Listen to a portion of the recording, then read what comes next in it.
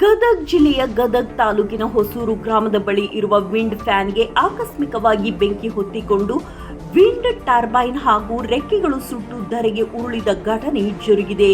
Wind world ಕಂಪನಿಗೆ ಸೇರಿದ ಈ ವಿಂಡ್ ಫ್ಯಾನ್ಗಳನ್ನು ಕಳೆದ ಸುಮಾರು 10 ವರ್ಷಗಳ ಹಿಂದೆ ಅಳವಡಿಸಲಾಗಿತ್ತು ಎಂದು ಹೇಳಲಾಗುತ್ತಿದೆ. ಇದ್ದಕ್ಕಿದ್ದಂತೆಯೇ ಏಕಾಏಕಿ ಫ್ಯಾನಿನ ಟರ್ಬೈನ್ ಹಾಗೂ ರೆಕ್ಕೆಗಳು ಬೆಂಕಿ ಹೊತ್ತಿ ಉರಿಯಲು ವೇಗದ ಗಾಳಿ ಬೀಸಿದ ಪರಿಣಾಮ ವಿದ್ಯುತ್ ಶಾರ್ಟ್ ಸರ್ಕ್ಯೂಟ್ನಿಂದ ಈ ಘಟನೆ ಸಂಭವಿಸಿರಬಹುದು ಎಂದು ಶಂಕೆ ವ್ಯಕ್ತಪಡಿಸಲಾಗಿದೆ. ವರದಿ ಚಂದ್ರಶೇಖರ್ ಸೋಮಣ್ಣನವರ್.